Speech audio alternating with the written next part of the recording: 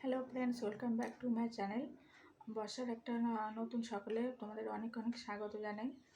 তো আজকে আমার সকালে অ্যাকচুয়ালি এক জায়গায় যাওয়ার দরকার ছিল। কালকে আমার মেয়ের আবার আঁকা পরীক্ষা আছে, তো আমি যেতে পারিনি কারণ কালকে রাত থেকে প্রচণ্ড পরিমাণে বৃষ্টি শুরু হয়েছে, যার কারণে আমি যেতে পারিনি।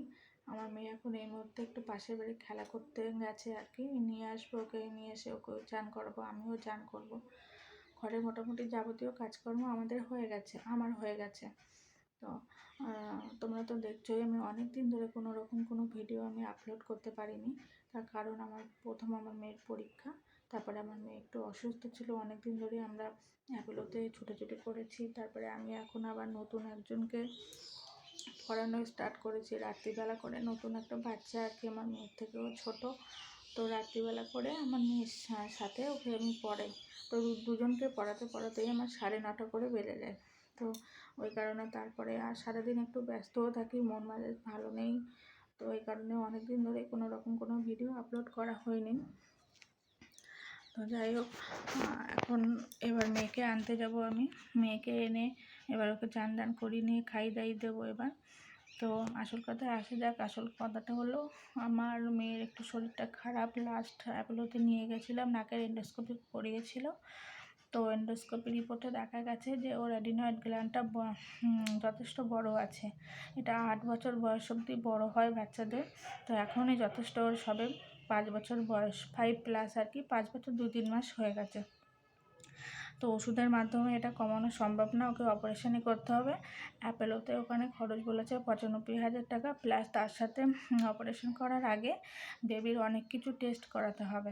তো সব মিলিয়ে আমাদের 1.5 লাখ টাকা মতো আমাদের খরচ পড়ে যাচ্ছে। তো ওখানে এই মুহূর্তে অত টাকা দিয়ে আমাদের দ্বারাই এখন খরচ করা সম্ভব না। তো যেহেতু আমার সাথে কার্ডও আছে, তো আমি ভাবছি কার্ডের মাধ্যমে আমরা পরিবারের সবাই ভেবেছি আর কি, কার্ডের মাধ্যমে একেবারে ফ্রিতে আমরা কোথাও করাবো না।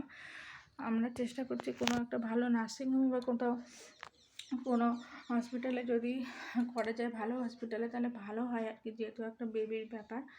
তো কী জানি, দেখা যাক। আমরা 2 জায়গায় যোগাযোগ করেছি, আনন্দলোক আর বারাসাতে গ্যালাক্সি একটা হসপিটাল আছে ওখানে। তো এরকম যদি তোমাদের কোনো অভিজ্ঞতা থাকে এই দুটো হসপিটালের ভিতরে কোনটা ভালো, তাহলে আমাকে একটু প্লিজ আপনারা একটু তোমরা একটু প্লিজ আমাকে একটু জানাবে।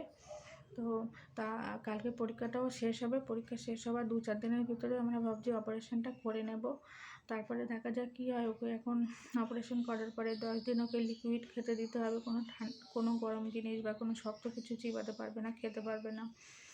নাকে অপারেশনটা হবে, মাইক্রো সার্জারি হবে। তো ডাক্তার বলেছে চিন্তার কোনো কারণ নেই। তার সত্ত্বেও মনটা খুবই খারাপ লাগছে।